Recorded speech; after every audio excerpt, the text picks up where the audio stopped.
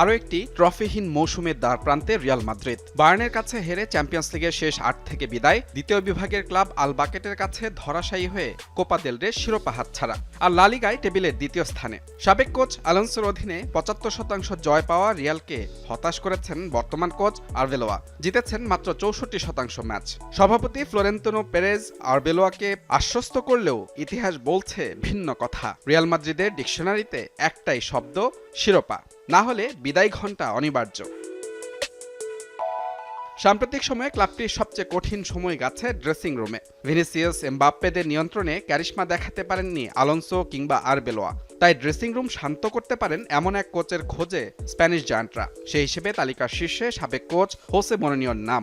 এর আগে ২০১০ ও ১৩ সালে ২ মেয়াদের দায়িত্বে লস ব্লাঙ্কোসকে এনে দিয়েছিলেন লা লিগা, সুপার কাপ ও কোপা দেল রে শিরোপা। পাশাপাশি বেনফিকার হয়ে দুর্দান্ত মৌসুম কাটানো পর্তুগিজ কোচেই ভরসা রাখতে পারেন রিয়াল সভাপতি। বেনফিকার সাথে ২০২৭ সাল পর্যন্ত চুক্তি থাকলেও ফের বার্নাব্বুর রাজত্ব ফিরে পেতে মরিয়া দ্য স্পেশাল ওয়ান।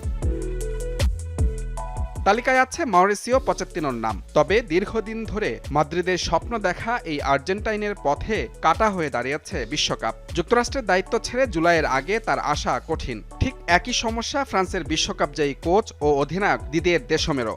এমবাপ্পে, ভালভার্দেদের জাতীয় দলের এই কোচ মাদ্রিদে হতে পারতেন আদর্শ নিয়োগ, কিন্তু টাইমিংয়ের মারপ্যাচে কাটা যেতে পারে তার নামও। গুঞ্জন আছে এসি মিলান কোচ মাসিমিলিয়ানো অ্যালেগ্রিকে নিয়েও। তার সঙ্গে কোচিং স্টাফের সদস্য হয়ে প্রত্যাবর্তন হতে পারে লুকা মডরিচেরও। সাবেক লিভারপুল বস ইয়র্গেন ক্লপ হতে পারেন সেরা পছন্দ, কিন্তু স্বাধীন চেতা এই জার্মানের সঙ্গে আদর্শিক সংঘর্ষের আশঙ্কায় সতর্ক অবস্থানে পেরেজ। মুজরেবেন তারেক, যমুনা স্পোর্টস।